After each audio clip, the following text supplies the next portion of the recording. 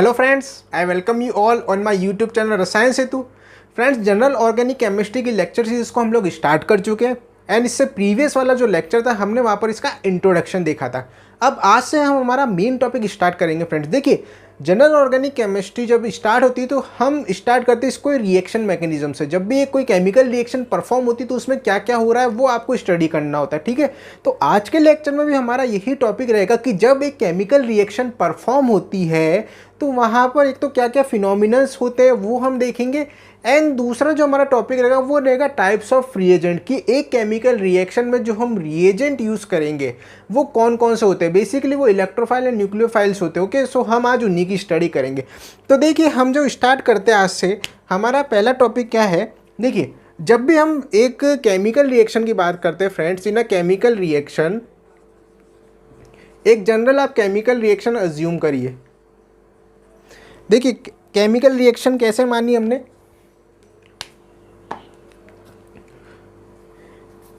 एक आपके पास क्या है, स्पीशीज है ए बी जो किसके साथ रिएक्ट कर रही है, एक जेड स्पीशीज के साथ, एंड फाइनली एक आपको प्रोडक्ट मिल रहा है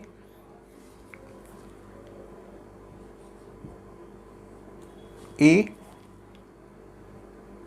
Z plus B.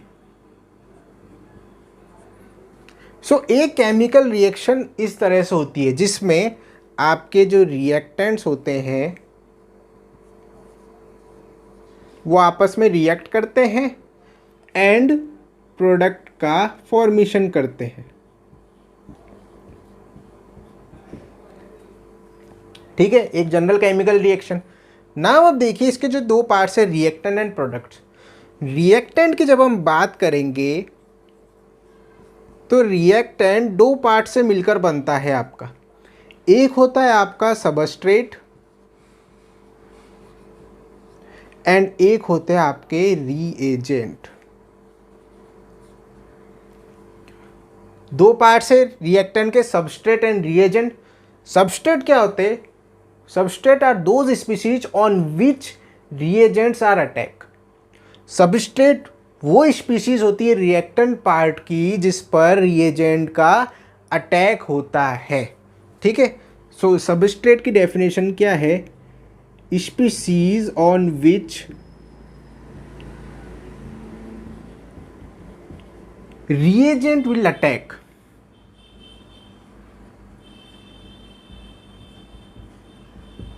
Okay friends, and जो आपकी रिएक्शन की अटैकिंग स्पीशीज होती है जिस पर रिएक्शन डिपेंड करती है वो होते हैं आपके reagent. So reagent is your attacking species on a given reaction,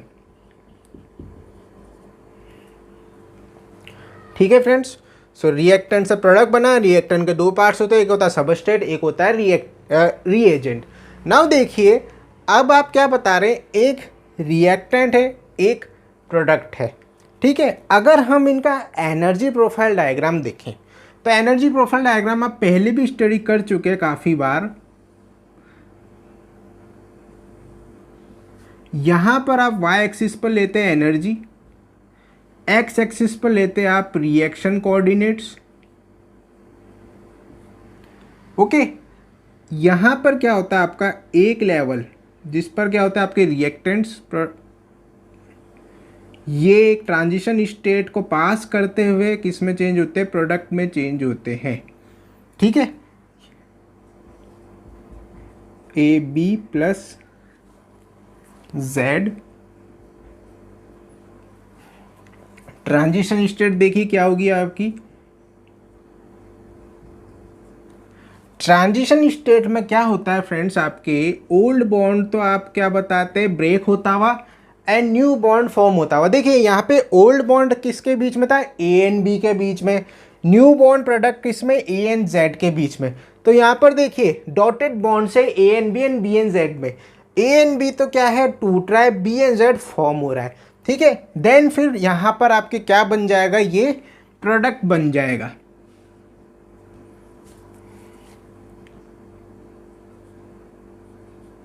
ये बन गया आपका प्रोडक्ट। तो ये एक सिंपल सा एनर्जी प्रोफाइल डायग्राम होता है आपका एक केमिकल रिएक्शन का। आपको पता है ये जो लेवल होता है इसका, this is the activation energy for your reactant molecules. इसकी हम बात आगे करेंगे। अब देखिए हम एक एक करके स्टेप चालू करते हैं। देखिए एक्चुअली में ये जो आपको इतना सिंपल दिख रहा है रिएक्शन, रिएक्टेंट से प्रोडक्ट बन रहे हैं, ये कुछ सक्सेसिव वो होते हैं आपके, क्या बोल सकते हैं, इवेंट्स जो परफॉर्म होते हैं रिएक्शन के दौरान। देखिए ये रिएक्शन जब भी होती है तो सबसे पहले हम ये देखते हैं कि आपके जो मॉलिक्यूल्स होते हैं रिएक्शन में वो किस में होते हैं, मूविंग स्टेट में होते हैं। ओके, सो करीब आ रहे हैं तब उनमें क्या होगा, कोलिजन होगा। तो देखिए सक्सेसिव मैंने जो आपको बताया इवेंट्स क्या होता है, सबसे पहले देखेंगे आप मूवमेंट। मूवमेंट हो रहा है आपके, मूवमेंट होने की वजह से मॉलिक्यूल्स के बीच में क्या परफॉर्म होगी, कोलिजन। एंड इन कोलिजन्स होने की वजह से सपोज यहाँ पर ए बी एंड जेड है, ए बी एंड जेड आपस में मूव कर रहे हैं, मूव करने की वजह से क्या कर रहे हैं, कोलाइड करेंगे आपस में। एंड बिकॉज ऑफ दिस आपके क्या परफॉर्म होगा, एक रिएक्शन में केमिकल चेंज परफॉर्म होगा।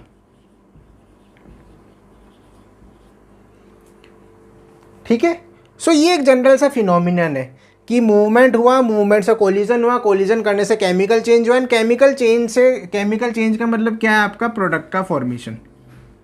सिंपल सी बात ये है ना। अब आपको ये बात देखनी है कि क्या सारे ही कोलिजन्स केमिकल चेंज करते हैं या कुछ जो पोर्शन होगा आपका कोलिजन्स का वो केमिकल चेंज करेगा। तो ये बात आपको ध्यान रखनी है फ्रेंड्स कि किसी भी रिएक्शन में सारे कोलिजन्स इफेक्टिव कोलिजन्स नहीं होते हैं। वहाँ पर आपके कुछ पोर्शन ही होता है मॉलिक्यूल्स का जो इफेक्टिवली कोलाइड करता है और केमिकल चेंज करता है। एंड उसका रीज़न मैं आपको समझाता हूँ। देखिए जब आपने यहाँ पे ये एनर्जी प्रोफाइल डायग्राम देखा था तो यहाँ पर आपने कॉन्सेप्ट देखा है, कॉन्सेप्ट ऑफ एक्टिवेशन एनर्जी। सो जो मूवमेंट से कोलिजन हो रहा है तो आपको ये बात ध्यान रखनी है कि केवल और केवल वो ही कोलिजन इफेक्टिव कोलिजन होंगे रिएक्टेंट मॉलिक्यूल्स में जिन मॉलिक्यूल्स के पास इस एक्टिवेशन एनर्जी जितनी मिनिमम एनर्जी होगी। जिन मॉलिक्यूल्स के पास इस एक्टिवेशन एनर्जी से ज़्यादा एनर्जी है उनके कोलिजन तो इफेक्टिव कोलिजन होंगे एंड वो केमिकल चेंज को परफॉर्म करेंगे।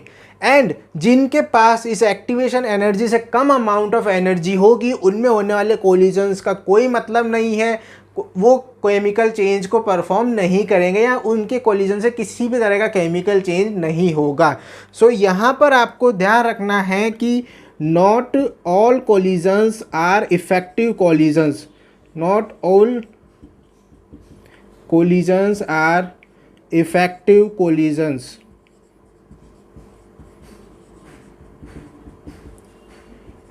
And you know very well that only those collisions are effective collision at which the molecules have the minimum amount of energy required, that is activation energy. It is a type of a energy barrier. ये एक energy barrier होता है, आपका ध्यान रखना। Activation energy, जितनी energy कम से कम reactant molecule में होनी चाहिए ताकि वो इसको पास करके प्रोडक्ट में चेंज हो सके।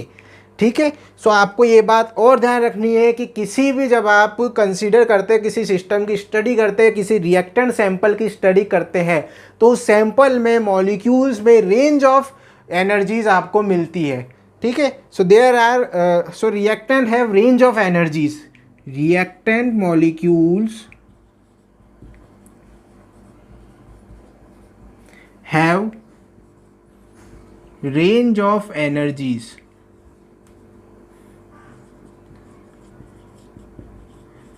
एंड इन रेंज में से केवल जिनके पास एक्टिवेशन एनर्जी से बराबर या उससे ज़्यादा एनर्जी होगी, केवल को केवल वही रिएक्टेंट मॉलिक्यूल्स क्या करेंगे, केमिकल चेंज परफॉर्म करेंगे या आपके प्रोडक्ट में चेंज होंगे।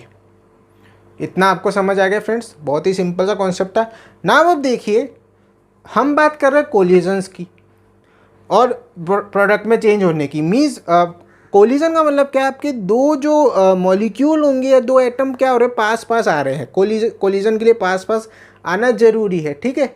तो वो कौन कौन से फैक्टर्स होते हैं जो इनको ये पास लाने में हेल्प करते हैं, या वो कौन से फोर्सेस हैं जो प्रेजेंट होंगे इन बिटवीन टू मॉलिक्यूल्स जो इनको मजबूर करेंगे कि ये आपस में आके कोलाइड करे। अब हम उनकी स्टडी करते हैं।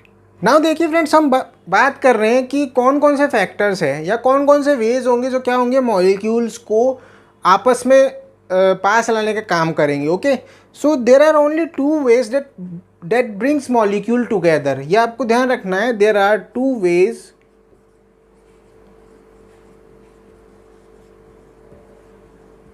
that brings molecule together.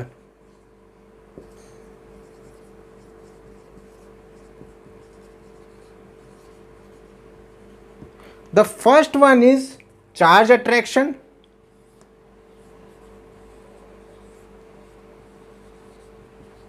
and the second one is orbital overlapping.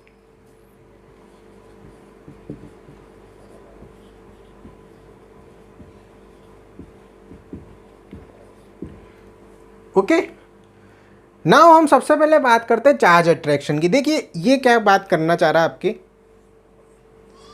अभी हमने बात करी थी सबस्ट्रेट की एंड रिएजेंट की, ठीक है। अगर आपके जो रिएक्टेंट का सॉल्यूशन है उसमें दो डिफरेंट चार्ज के, दो अपोजिट चार्ज के आयंस प्रेजेंट है, तब तो क्या होंगे, वो आपके ईजिली अट्रैक्ट होंगे एंड क्या बना लेंगे, प्रोडक्ट का फॉर्मेशन कर लेंगे। फॉर एग्जांपल अगर आप ले चार्ज अट्रैक्शन में एक सॉल्यूशन में आपके पास silver cation and chlorine anion present है, तो ये सिंपली आपस में जुड़कर या जो आपके बीच में चार्ज अट्रैक्शन प्रेजेंट होगा इनमें कैटायन और एनायन का, यानी ये सिंपल क्या है, AgCl स्टेबल सॉलिड का फॉर्मेशन कर लेते हैं, ठीक है। एक बात तो ये चार्ज अट्रैक्शन इस तरह से होगा। लेकिन देखिए इस तरह का जो charge attraction in between cation and anions होता है आपका, वो ऑर्गेनिक केमिस्ट्री में देखने को नहीं मिलता, क्योंकि यहाँ पर बहुत ही लेस स्टेबल कैटायंस या एनायंस आपको देखने को मिलेंगे, ठीक है। सो अब यहाँ पर आप क्या बात करेंगे, यहाँ पर हम एक दूसरी कैटेगरी डिस्कस करते हैं फ्रेंड्स, जो चार्ज अट्रैक्शन में होता है। देखिए चार्ज अट्रैक्शन में जो हमारी फॉर ऑर्गेनिक केमिस्ट्री की कैटेगरी होती है, क्या होती है, इन ऑर्गेनिक केमिस्ट्री जो आप चार्ज अट्रैक्शन देखते हो उनमें देखिए आप देखेंगे एक तो charged reagent plus organic molecule with dipole, एक तो कैटेगरी है। इस ऑर्गेनिक मॉलिक्यूल विद डाइपोल को आप क्या बोलते हैं, सबस्ट्रेट भी बोल सकते हैं। एक तो हम देखेंगे ये, या दूसरी कैटेगरी हम देखते हैं reagent with lone pair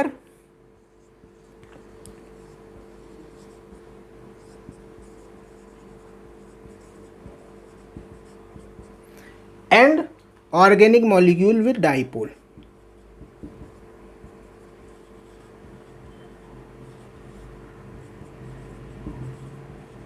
ये दो कैटेगरीज है, either your reagent will be charged or it will have lone pair।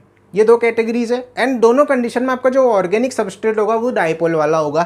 देखिए कैसे, इस वाले केस का सबसे अच्छा एग्जांपल होता है आपका साइनाइड आयन का फॉर्मल्डिहाइड पर न्यूक्लियोफिलिक अटैक। कैसे, देखिए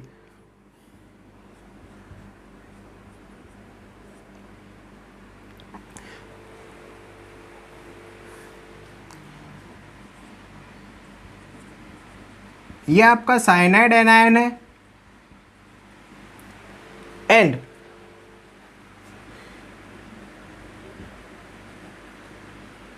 ये आपका क्या है, फॉर्मल्डिहाइड है। आपको पता है इस पर पार्शियल पॉजिटिव, इस पर partial negative because of electro negativity difference की वजह से होता है। और ये जो आपका कार्बोनिल कंपाउंड है एल्डिहाइड है, फॉर्मल्डिहाइड, ठीक है। यहाँ पर देखिए क्या होता है, चार्ज रिएजेंट है cyanide anion, organic molecule with dipole formaldehyde. क्या होता है, ये आपका जो एनायन होता है इस कार्बन के कैटायन पर अटैक करता है। ठीक है, एंड क्या बनाता है आपका प्रोडक्ट फॉर्मेशन करता है। और इन दोनों के बीच में जो ये फोर्स ऑफ अट्रैक्शन होता है ये होता है आपका इलेक्ट्रोस्टैटिक अट्रैक्शन फोर्स। ठीक है, तो ये आपने समझ ली पहली कैटेगरी। नाउ अब देखिए जरूरी नहीं कि आपका रिएजेंट चार्ज हो सकता है वो न्यूट्रल भी हो। ठीक है, तो न्यूट्रल रिएजेंट का हम एग्जांपल लेते हैं H2O का अटैक ऑन फॉर्मेल्डिहाइड। ठीक है, कैसे फ्रेंड्स देखिए, H2O की जब हम बात करते हैं तो H2O में आपको पता है ऑक्सीजन के पास 2 लोन पेयर ऑफ इलेक्ट्रॉन होते हैं। ये लोन पेयर ऑफ इलेक्ट्रॉन क्या करते हैं, जो आपके कार्बोनाइल कार्बन का पॉजिटिव पार्ट होता है, that is partial positive and partial negative, इस पर अटैक करते हैं। यहाँ पर तो क्या कर रहा था, साइनाइड एनायन था जो अटैक कर रहा था। यहाँ पर ऑक्सीजन के लोन पेयर क्या करते हैं, कार्बोनाइल कार्बन पर अटैक करते हैं, न्यूक्लियोफिलिक। ओके, एंड अगेन यहाँ पर आपका क्या बन जाएगा, प्रोडक्ट बन जाएगा। एंड यहाँ पर भी जो आपका ये अट्रैक्शन प्रेजेंट होगा ये क्या होगा, इलेक्ट्रोस्टैटिक अट्रैक्शन फोर्स।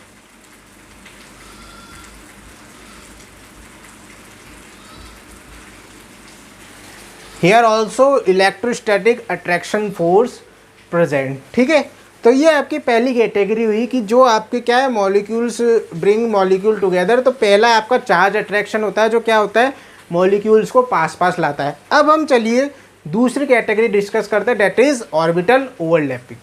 नाउ देखिए फ्रेंड्स, अब हम सेकंड कैटेगरी की बात करते हैं, डेट इज ऑर्बिटल ओवरलैपिंग। देखिए अभी तक जो हमने चार्ज अट्रैक्शन पढ़ा था वहाँ पर हमने देखा था कि या तो आपके जो रिएजेंट है वो चार्ज स्पीशीज़ है या उसके पास क्या है, लोन पेयर है, एंड जो सबस्ट्रेट है वो क्या आपका डाइपोल है। लेकिन आपको पता है कि ऑर्गेनिक केमिस्ट्री में ऐसी बहुत सारी रिएक्शंस होती है जहाँ पर सबस्ट्रेट एंड रिएजेंट दोनों ही क्या होते हैं, अनचार्ज होते हैं। उनके बीच में भी काफ़ी सारी रिएक्शंस परफॉर्म होती है। तो इस तरह की रिएक्शंस जिनमें आपके क्या है कि कोई भी चार्ज मॉलिक्यूल नहीं है या कोई भी डाइपोल प्रेजेंट नहीं है, वहाँ पर जो मॉलिक्यूल्स को एक दूसरे के करीब लाने का काम होता है उसका रीज़न होता है आपका orbital overlapping.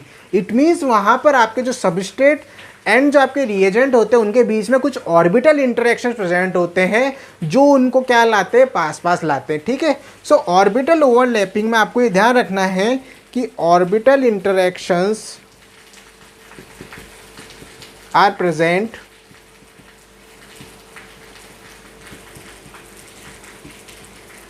when there is no dipole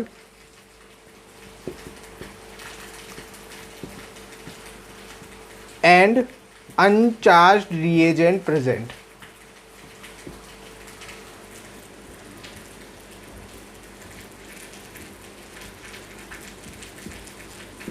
इसका सबसे अच्छा एग्जांपल हम देखते हैं फ्रेंड्स, जब आप अनसैचुरेशन का टेस्ट करते हैं ब्रोमीन वाटर में। ब्रोमीन वाटर डीकलराइज हो जाता है अगर उसमें आप अनसैचुरेटेड कोई भी हाइड्रोकार्बन को रिएक्ट कराएंगे। वहाँ पे देखिए जो मेन रीज़न होता है क्या होता है आपका, जैसे सपोज आप लेते हैं इथीन,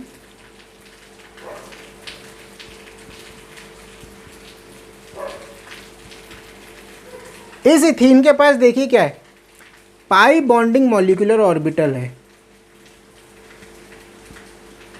ओके, ये वाला जो मैंने बॉन्ड बनाया आपको ये देख लीजिए, ये वाला जो होगा ये क्या है, पाई। जब आप इसकी रिएक्शन कराते हैं ब्रोमीन से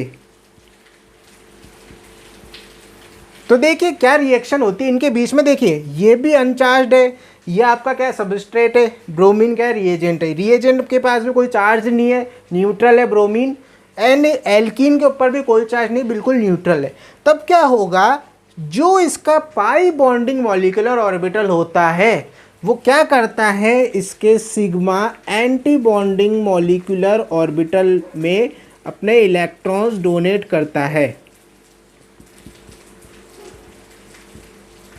इसके पास पाई इलेक्ट्रॉन्स प्रेजेंट है जो फ्री होते हैं। इसके पास क्या होता है, सिग्मा एंटी बॉन्डिंग ऑर्बिटल होता है जो क्या करता है, उन इलेक्ट्रॉन्स को एक्सेप्ट करता है। तो यहाँ पर जो आपका इंटरेक्शन होता है in between pi and sigma anti bonding molecular orbital interaction present है यहाँ पर। ये बात आपको ध्यान रखनी है। तो इस तरह के ऑर्बिटल इंटरेक्शंस भी क्या होते हैं, रेस्पॉन्सिबल होते हैं मॉलिक्यूल्स को पास पास लाने के लिए। समझ आ गया? ये एक अच्छा एग्जांपल है आपका pi bonding molecular and sigma anti bonding molecular orbital. इसको चाहे तो आप बना लीजिए।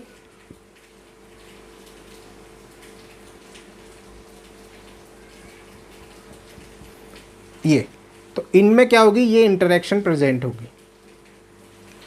ठीक है, pi bonding and sigma anti bonding. Now देखिए, आपको ये समझ आ गया कि कौन कौन से फैक्टर्स है जो मॉलिक्यूल्स को पास पास ला रहे हैं। ये आपने दो फैक्टर समझ लिए। अब देखिए इसके बाद क्या होता है रिएक्शन में। अभी तक क्या हुआ, आपने एक्टिवेशन एनर्जी का कॉन्सेप्ट समझ लिया, मॉलिक्यूल्स को आप पास पास भी लिया है। अब इससे आगे क्या, इससे आगे क्या होता है, इलेक्ट्रॉन का ट्रांसफर होता है मॉलिक्यूल में। जैसे ही मॉलिक्यूल पास आएंगे उनमें क्या होगा, इलेक्ट्रॉन का ट्रांसफर होगा एंड उसकी वजह से क्या होगी, रिएक्शन परफॉर्म होगी, जिसको हम क्या बोलते हैं, reaction mechanism. So after that phenomenon or after when molecules bring together the movement of electron occurs and the reaction takes place, which is known as your reaction mechanism. So after molecules bring together, after molecules bring together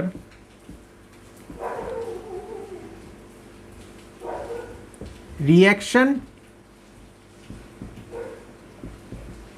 takes place by the movement of electron. Movement of electron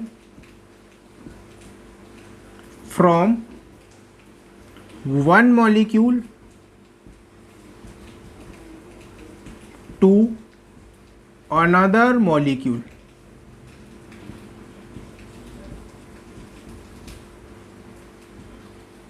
This phenomenon is known as your reaction mechanism. इसको आप क्या बोलते हैं, reaction mechanism बोलते हैं इस पूरी process को। मॉलिक्यूल के पास आने के बाद एक मॉलिक्यूल से दूसरे मॉलिक्यूल पर इलेक्ट्रॉन का ट्रांसफ़र हो जाता है, इसको आप क्या बोलते हैं, रिएक्शन मैकेनिज्म बोलते हैं। नाउ अब देखिए, मैंने यहाँ पर बात बोली है movement of electron from one molecule to another molecule.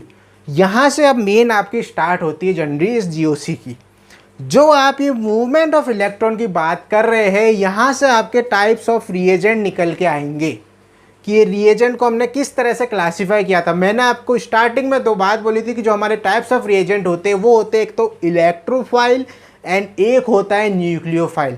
तो रिएक्शन मैकेनिज्म में आपके वो मॉलिक्यूल जो इलेक्ट्रॉन्स डोनेट करते हैं या जहाँ से इलेक्ट्रॉन निकलता है वो आपके न्यूक्लियोफाइल्स होते हैं, एंड जिसको वो इलेक्ट्रॉन डोनेट करते हैं या जिस पर इलेक्ट्रॉन पहुँचता है वो क्या होते हैं, आपके इलेक्ट्रोफाइल्स होते हैं। So in reaction mechanism those species which donate electrons are known as nucleophiles and those species which accept electrons are known as electrophiles. So यहाँ से अब आपके न्यूक्लियोफाइल एंड इलेक्ट्रोफाइल की डेफिनेशन आती है। दैट इज न्यूक्लियोफाइल्स क्या होते हैं, species which donate electrons and next है electrophiles, species which accept electrons. Okay friends, so यहाँ से अब हम स्टार्ट करेंगे। अब देखिए फ्रेंड्स, हम बात कर रहे हैं कि इलेक्ट्रॉन का मूवमेंट हो रहा है आपके न्यूक्लियोफाइल से इलेक्ट्रोफाइल की तरफ, एंड जब ये प्रोसेस हो जाता है आपका न्यूक्लियोफाइल से इलेक्ट्रॉन मूव करके इलेक्ट्रोफाइल पर जाता है, इस प्रोसेस के बाद क्या होता है, आपका बॉन्ड फॉर्मेशन होता है in between nucleophile and electrophile. तो ये आपका क्या बन गया, एक प्रोडक्ट। सो आपको ये बात ध्यान रखनी है कि किन्हीं भी दो स्पीशीज़ के बीच में बॉन्ड कब फॉर्म होगा, जब उनके बीच में इलेक्ट्रॉन का ट्रांसफ़र होगा। अगर इलेक्ट्रॉन का ट्रांसफ़र नहीं है, बॉन्ड किसी भी स्थिति में फॉर्म नहीं होता है। ठीक है, जैसे हम एग्जांपल लेते हैं, सपोज अगर आपके एक रिएक्शन में chlorine anion chloride and H+ cation present है, तो यहाँ पर न्यूक्लियोफाइल का वर्क कौन करेगा? क्लोरीन एनायन क्लोराइड, और H+ का वर्क करेगा इलेक्ट्रोफाइल। यहाँ से इलेक्ट्रॉन आपका ट्रांसफ़र होगा किस पर? H+ पर, एंड आपके बॉन्ड बन जाएगा Cl एंड H। सो ये आपका क्या बना? प्रोडक्ट। ठीक है फ्रेंड्स, इसी तरह अगर आप एक रिएक्शन देखते हैं अमोनिया की BH3 के साथ,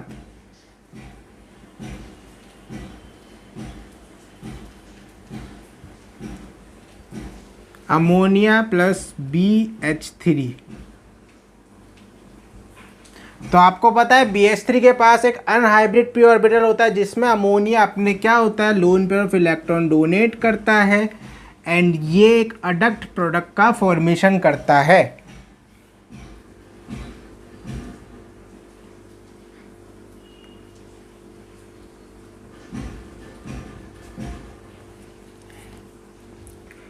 इस तरह से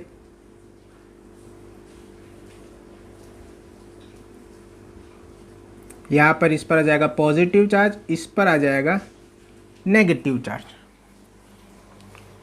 ठीक है, तो ये आपका क्या बना? एक adduct product between BH3 and ammonia, between the reaction of NH3 and BH3। तो ये सिंपल सी प्रोसेस हुई आपकी इलेक्ट्रॉन ट्रांसफ़र होने से। आपको समझ आ गया, न्यूक्लियोफाइल से इलेक्ट्रॉन ट्रांसफ़र होकर इलेक्ट्रोफाइल पे जा रहा है, बॉन्ड फॉर्म होता है, प्रोडक्ट बनता है। यहाँ पर एक बात और ध्यान रखने की, एक्चुअली दो बातें ध्यान रखने की। देखिए मैं आपको समझाता हूँ। पहली बात क्या है, जो आपका ट्रांसफ़र ऑफ इलेक्ट्रॉन का रिप्रेजेंटेशन होता है वो हमेशा आपके कर्ली एरो से दिया जाता है। कभी भी आप ट्रांसफ़र ऑफ इलेक्ट्रॉन इस तरह से नहीं बताएंगे। स्ट्रेट लाइन हमेशा बॉन्ड को बताती है। इन जो आपका केमिकल बॉन्ड होता है वो हमेशा स्ट्रेट लाइन से रिप्रेजेंट होता है, एंड जो फ्लो ऑफ इलेक्ट्रॉन या मूवमेंट ऑफ इलेक्ट्रॉन होता है वो हमेशा कर्ली एरो से रिप्रेजेंट होता है। सो कर्ली एरो आपको ध्यान रखना है, किसमें आप मूवमेंट ऑफ इलेक्ट्रॉन में हमेशा कर्ली एरो से रिप्रेजेंट करेंगे। आपने यहाँ ध्यान दिया होगा, मैंने क्या है हमेशा कर्ली एरो से दिखाया, देखिए। एंड हमेशा उसकी डायरेक्शन क्या है? न्यूक्लियोफाइल टू इलेक्ट्रोफाइल, जो एरो की डायरेक्शन होगी, क्योंकि न्यूक्लियोफाइल से इलेक्ट्रोफाइल पर ही इलेक्ट्रॉन का ट्रांसफ़र होता है। एक बात तो ये आपको ध्यान रखनी है। दूसरी बात जो आपको ध्यान रखनी है फ्रेंड्स, देखिए जब भी आप ऑर्बिटल इंटरेक्शंस बताएंगे तो वहाँ पर आपको ये ध्यान रखना है कि केवल कोलिजन होने से ही काम नहीं बनता है रिएक्शन में। जहाँ पर भी ऑर्बिटल ओवरलैपिंग आप देख रहे हैं, वहाँ पर जो ऑर्बिटल्स आपके ओवरलैप हो रहे होंगे उनमें बिल्कुल सेम अलाइनमेंट होना भी ज़रूरी है, करेक्ट अलाइनमेंट होना भी ज़रूरी है ओवरलैपिंग के लिए। अगर वो अलाइनमेंट करेक्ट नहीं हुआ तब भी क्या होगी? रिएक्शन परफॉर्म नहीं होगी। इसका सबसे अच्छा एग्जांपल आप इस रिएक्शन से समझ सकते हैं। देखिए यहाँ पे मैंने आपको कहा था कि नाइट्रोजन अपने lone pair of electron BH3 के अनहाइब्रिड पी ऑर्बिटल में डोनेट करता है।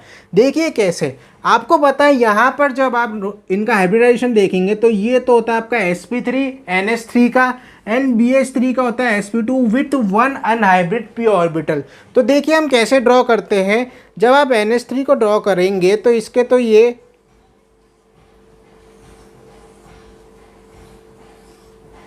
चार हाइब्रिड ऑर्बिटल्स आपने बना दी, जिसमें क्या है एक में लोन पेयर ऑफ इलेक्ट्रॉन है। एंड BH3 कैसे ड्रॉ करेंगे आप?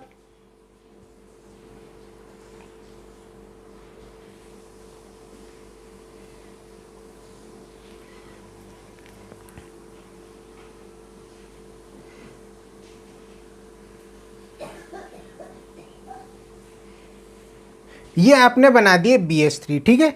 यहाँ पर ये NH3 के हाइड्रोजन के s ऑर्बिटल्स, इसी तरह इनके s ऑर्बिटल्स, ठीक है। नाउ अब देखिए रिएक्शन परफॉर्म होने के लिए अलाइनमेंट कैसे होता है इन अनहाइब्रिड ऑर्बिटल्स का, वो मैं आपको समझाता हूँ।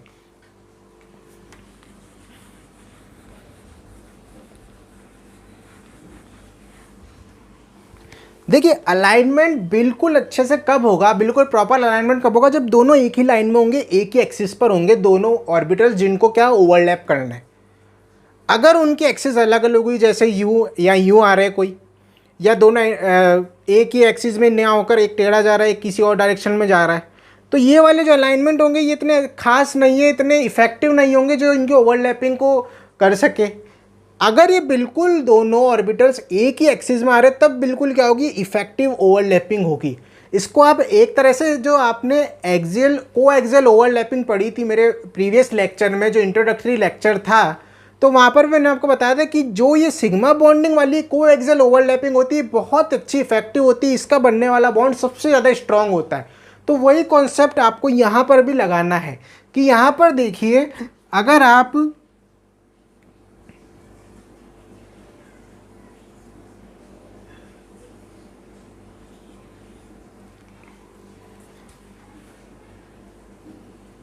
ये आपका BH3 का अरेंजमेंट है, अगर आपका NH3 इस तरह से आए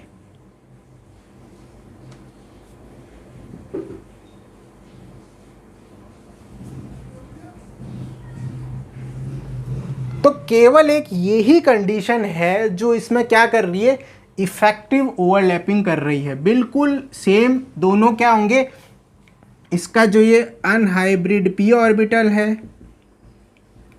BH3 का, एंड इसका हाइब्रिड sp3 ऑर्बिटल है विथ लोन पेयर, इनके बीच में बिल्कुल ही क्या हो रही है, आपकी इफेक्टिव ओवरलैपिंग हो रही है, दोनों एक ही एक्सिस पर है। तो ये वाला जो पोजीशन है इसकी सबसे ज़्यादा इफेक्टिव पोजीशन है, ठीक है। तो इस पोजीशन में क्या होगा, मैक्सिमम स्टेबल बॉन्ड बनेगा। अब देखिए सपोज अगर आपके बोरोन तो इस तरह से प्रेजेंट है,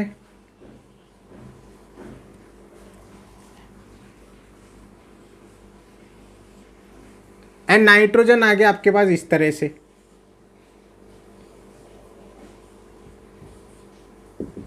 तो क्या यहाँ पर कोई इफेक्टिव ओवरलैपिंग होगी? देखिए एक एक्सिस यू एक एक्सिस यू जा रही है, तो कोई यहाँ पर कोई एक तरह से ओवरलैपिंग ही नहीं हो पा रही है। एंड इसी तरह जब NH3 किसी और डायरेक्शन से आ जाए, BH3 कोई और डायरेक्शन है, तब भी वहाँ पर ओवरलैपिंग नहीं होगी। तो आपके ऑर्बिटल ओवरलैपिंग में करेक्ट अलाइनमेंट होना ही बहुत ज़रूरी है, जितना ज़रूरी होता है आपके पास एक्टिवेशन एनर्जी होना, कोलिजन का होना। तो यहाँ पर आपको ध्यान रखना है कि केवल और केवल इफेक्टिव कोलिजन ही इंपॉर्टेंट नहीं होते, आपकी ऑर्बिटल ओवरलैपिंग में जो अलाइनमेंट होता है वो भी इम्पॉर्टेंट रहता है, ठीक है। तो ये सारे फिनोमिनन्स होते हैं जो कि एक केमिकल रिएक्शन में परफॉर्म हो रहे हैं, कैसे आपके मॉलिक्यूल्स मूव करके, कोलाइड करके, एनर्जी एक्सचेंज करके, एक्टिवेशन एनर्जी बैरियर को क्रॉस करके, या तो आपके इलेक्ट्रोस्टैटिक अट्रैक्शन से या ऑर्बिटल ओवरलैपिंग से पास आते हैं, फिर वो आपस में इलेक्ट्रॉन्स का एक्सचेंज करते हैं, बॉन्ड का फॉर्मेशन करते हैं, एंड प्रोडक्ट बनाते हैं। ये एक पूरी केमिकल रिएक्शन के अंदर एक चीज़ परफॉर्म होता है, पूरी प्रोसेस। एंड यहाँ से जो आपकी बात में निकल के आई है, वो निकल के आई है कि आपके जो रिएजेंट्स होते हैं वो दो टाइप के होते हैं, डेट इज़ इलेक्ट्रोफाइल, एंड दूसरा होता है आपका न्यूक्लियोफाइल। नाउ चलिए अब हम इनकी डिटेल में स्टडी करते हैं। नाउ चलिए अब हम फ्रेंड्स बात करते हैं न्यूक्लियोफाइल एंड इलेक्ट्रोफाइल की। देखिए इसकी बात करने से पहले हम एक जनरल बात कर लेते हैं।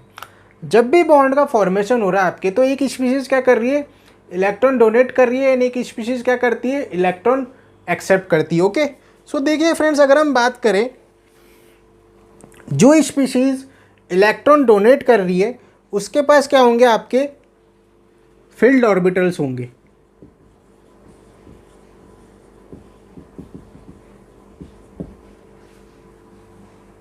ठीक है। एंड जो स्पीशीज इलेक्ट्रॉन एक्सेप्ट कर रही है उसके पास क्या होंगे, आपके अनफिल्ड ऑर्बिटल्स।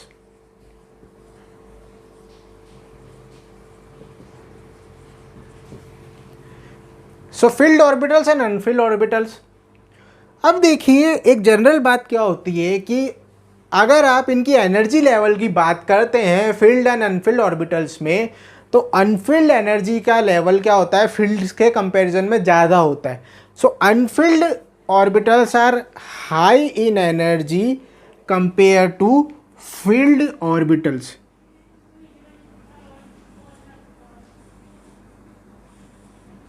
ये यहाँ पर क्या है, 2 इलेक्ट्रॉन मैंने बता दी फील्ड। तो देखिए इनमें क्या, अगर आप एनर्जी लेवल बना रहे हैं तो ये वाला हाई है इससे। अब देखिए बेस्ट इंटरेक्शन किस में होता है आपका, देखिए बेस्ट इंटरेक्शन होता है आपका फील्ड एंड अनफील्ड में। फील्ड वाले के जो हायर इन एनर्जी होमो होते हैं, हाईएस्ट ऑक्यूपाइड मॉलिक्यूलर ऑर्बिटल्स जो फील्ड ऑर्बिटल्स होते हैं, एंड अनफील्ड के lowest energy lowest unoccupied molecular orbital, उनके बीच में बेस्ट इंटरेक्शन होता है। सो आपको ये ध्यान रखना है कि अनफील्ड ऑर्बिटल्स का lower energy LUMO,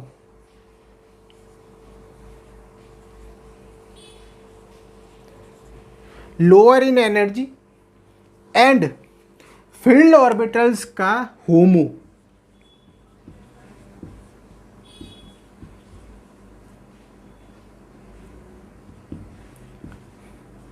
higher energy. So LUMO and HOMO के बीच में क्या होता है, बेस्ट इंटरेक्शन होता है आपके। जब आप इसमें इंटरेक्शन करते हैं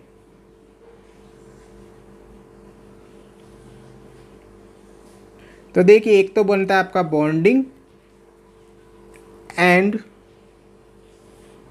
एक बनता है एंटी बॉन्डिंग, एंड ये दोनों इलेक्ट्रॉन्स आपके किस में आ जाएंगे, बॉन्डिंग में आ जाएंगे। ये मॉलिक्यूलर ऑर्बिटल थ्योरी समझा रहा हूँ मैं आपको, फील्ड एंड अनफील्ड ऑर्बिटल्स की, ठीक है। तो फील्ड ऑर्बिटल्स का होमो, अनफील्ड ऑर्बिटल्स का ल्यूमो, लोएस्ट इन एनर्जी। देखिए ये मैंने आपको क्यों बताया था लोएस्ट इन एनर्जी, क्योंकि देखिए क्या होगा, इसके ऊपर भी क्या होंगे, कुछ ऑर्बिटल्स होंगे जो अनफील्ड होंगे, किसके, अनफील्ड वाले एटम के, एंड यहाँ पर फील्ड में भी इसके नीचे भी कुछ ऑर्बिटल्स होंगे जो फील्ड होंगे। लेकिन आप क्या करेंगे, इन सब का एंड इन सब का जो इंटरेक्शन होगा वो पॉसिबल नहीं होगा। केवल जो सबसे करीब होंगे आपके, एक तो इसका होमो सबसे और इसका ल्यूमो सबसे नीचे, ये दोनों ही क्या करेंगे, इंटरेक्शन करेंगे और क्या बनाएंगे, बॉन्ड का फॉर्मेशन करेंगे। सो इससे क्या होगा, आपका जो फील्ड एंड अनफील्ड ऑर्बिटल्स के बीच में क्या हो जाएगा, बॉन्ड फॉर्मेशन हो जाएगा। ये एक बॉन्डिंग मॉलिक्यूलर ऑर्बिटल और एक एंटी बॉन्डिंग मॉलिक्यूलर ऑर्बिटल बनेगा। तो ये मॉलिक्यूलर ऑर्बिटल थ्योरी से आपको समझ आ गया, फील्ड एंड अनफील्ड का कॉन्सेप्ट। नाउ देखिए अब इसको हम रिलेट करते हैं आपके इलेक्ट्रोफाइल एंड न्यूक्लियोफाइल से। देखिए फ्रेंड्स, अगर आप बात करते हैं न्यूक्लियोफाइल की, तो न्यूक्लियोफाइल के पास क्या होता है, इलेक्ट्रॉन अधिक ज़्यादा होता है आपके पास। न्यूक्लियोफाइल क्या करता है, इलेक्ट्रॉन डोनेट करता है, एंड इलेक्ट्रोफाइल क्या करता है, आपका इलेक्ट्रॉन एक्सेप्ट करता है। सो कायदे से जो हमने ये एमओटी बनाई है, ये एक्चुअली में क्या है, ये एमओटी है आपके interaction between nucleophile and interaction between electrophile की। यहाँ पर क्या है, न्यूक्लियोफाइल का होमो इलेक्ट्रोफाइल के ल्यूमो में इंटरेक्शन करता है एंड इलेक्ट्रॉन पेयर क्या करता है, डोनेट करता है। तो इंटरेक्शन जो होता है आपका in between highest energy homo of nucleophile and lowest in energy LUMO of electrophile के बीच में होता है। ये क्वेश्चन इंपॉर्टेंट है, आने के चांसेस बनते हैं, इसलिए मैंने आपको बताया है। So a good nucleophile have high energy HOMO and a good electrophile have lower energy LUMO. ये बात आपको ध्यान रखनी है, okay. So good nucleophile have highest energy homo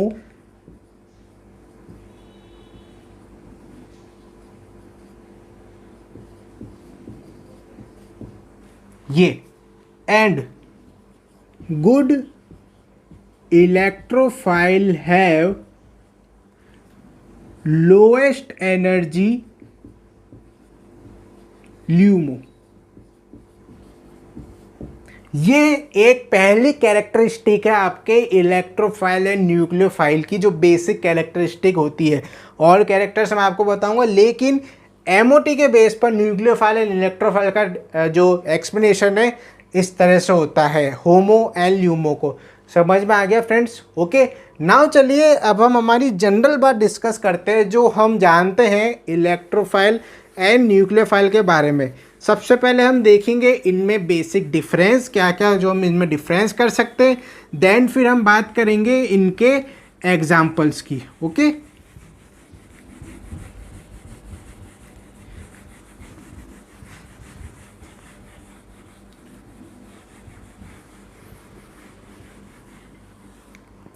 now देखिए हम बात कर रहे हैं difference between electrophile and nucleophile.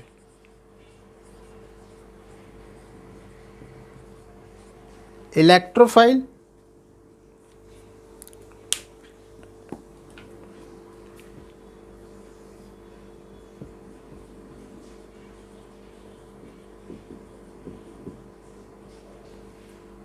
it is a electron deficient species.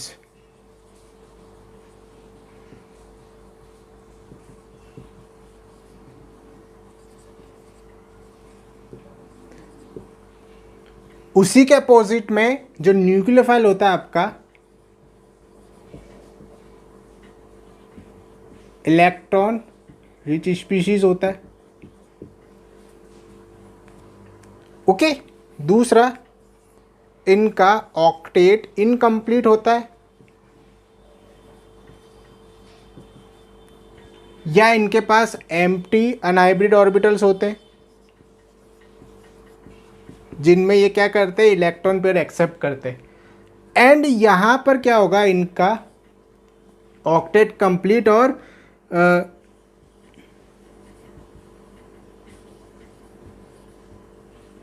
Lone pair of electrons present होते हैं। ओके फ्रेंड्स, अब तीसरा इंपॉर्टेंट कैरेक्टर क्या होता है आपका electrophile. Because of electron deficient species है, it can accept electron from nucleophile and this nature can be shown by your Lewis acid. Lewis definition जो होती है एसिड बेस की वो क्या होती है, those species which can donate electron are act as base and those species which can accept electron are act as acid. जो species electron donate कर रही है वो होती है बेस एंड जो स्पीशीज इलेक्ट्रॉन एक्सेप्ट कर रही है वो होती है acid. Okay, so it means electrophile are Lewis acid and nucleophiles are Lewis base.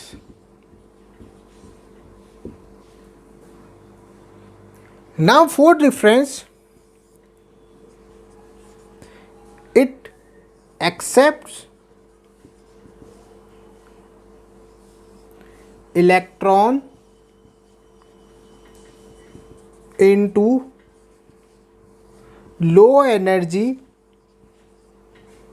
empty orbital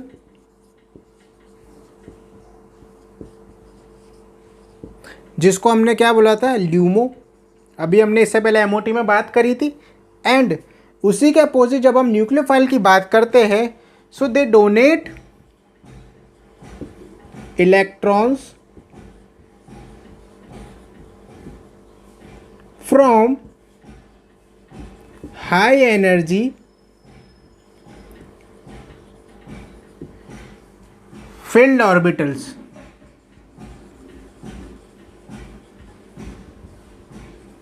that is HOMO। So ये आपके कुछ बेसिक डिफरेंस है न्यूक्लियोफाइल एंड इलेक्ट्रोफाइल में।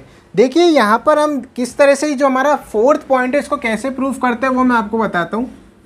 देखिए इसके फोर्थ पॉइंट की 4 कंडीशन है दोनों ही केसेस में, इलेक्ट्रोफाइल एंड न्यूक्लियोफाइल में।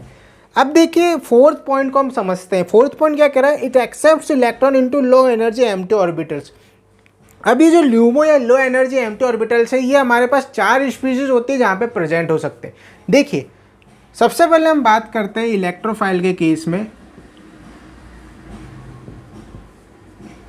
फर्स्ट होगा आपका H+, एक कैटायन है जिसके पास क्या है, ल्यूमो प्रेजेंट है। सेकंड होगा आपका एम्प्टी p ऑर्बिटल। कैसे, देखिए अभी हमने देखा था BH3 और NH3 का एग्जाम्पल। तो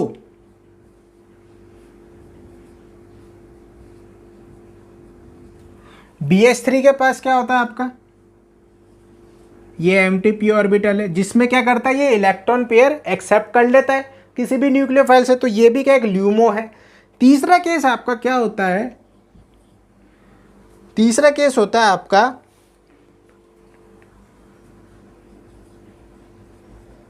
double bond to an electronegative element, electronegative atom. देखिए कैसे,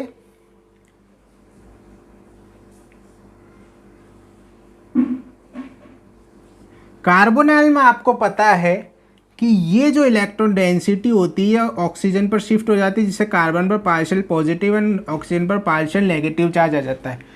तो ये जो इलेक्ट्रॉन डेंसिटी शिफ्ट हो रही है ऑक्सीजन पर, ठीक है, तो इट मीन्स आपके ऑक्सीजन के पास क्या है, एक ल्यूमो है, ठीक है, एंड कार्बन क्या है आपका, एक कार्बन पे पॉजिटिव चार्ज आ रहा है। तो ये समझ में आ गया आपको, double bond to electronegative atom, यहाँ पर भी क्या है, एज ए इलेक्ट्रोफाइल वर्क करेगा कार्बन, ठीक है। एंड जो फोर्थ पोजीशन है आपका, जैसे single bond to an electronegative atom,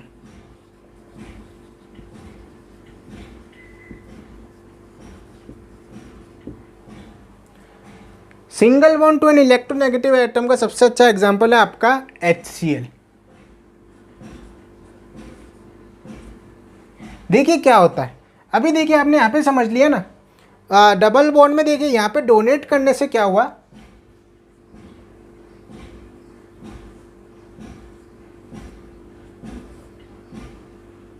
carbon में पॉजिटिव चार्ज आ गया। तो इस कार्बन पर अब क्या प्रेजेंट है आपके, एक एम्प्टी ऑर्बिटल प्रेजेंट है, जिसको हमने लो एनर्जी ल्यूमो बोला है।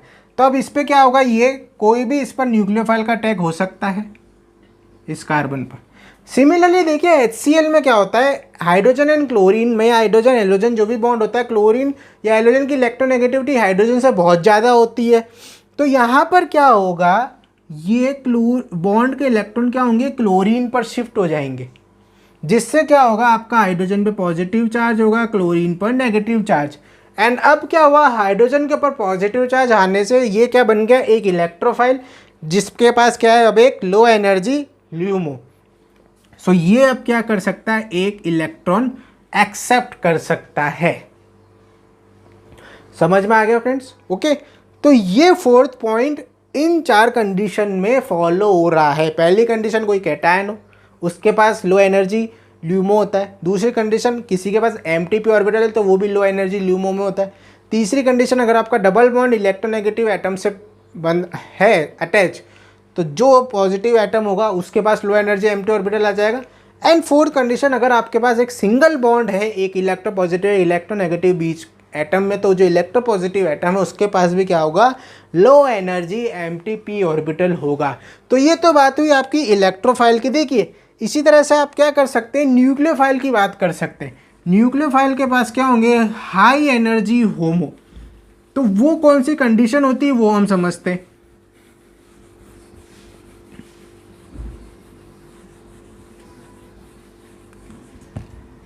देखिए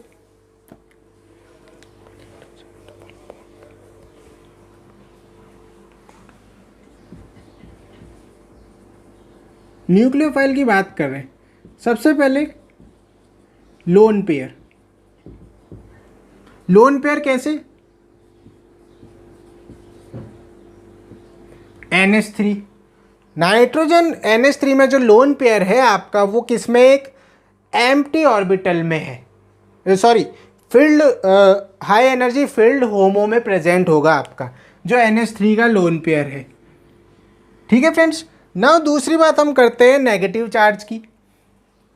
लोन पेयर के बाद अगर आपके किसी एटम पर नेगेटिव चार्ज प्रेजेंट होगा, फॉर एग्जाम्पल आप हेलोजन ले रहे हैं जो हैलाइड एनायन होते हैं, तो ये जो नेगेटिव चार्ज होता है ये भी हाई एनर्जी होमो में प्रेजेंट होता है। तो ये क्या होता है, as a good nucleophile work करते हैं। तीसरी बात हम बात करते हैं डबल बॉन्ड की। देखिए इलेक्ट्रोफाइल में क्या था, double bond with electronegative atom. यहाँ पर सिर्फ डबल बॉन्ड, यानी सिंपल जो एल्कीन्स है, जो आपकी सिंपल एल्कीन्स होती है, इनका जो पाई मॉलिक्यूलर ऑर्बिटल होता है ये क्या करता है, आपका डोनेट कर सकता है, ये होमो में होता है।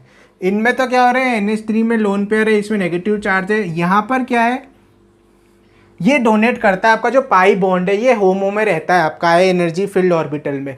एंड चौथा जो कैटेगरी होती है, most important category, organometallic compound. Okay, इनमें क्या होता है आपका sigma bond to an electropositive atom.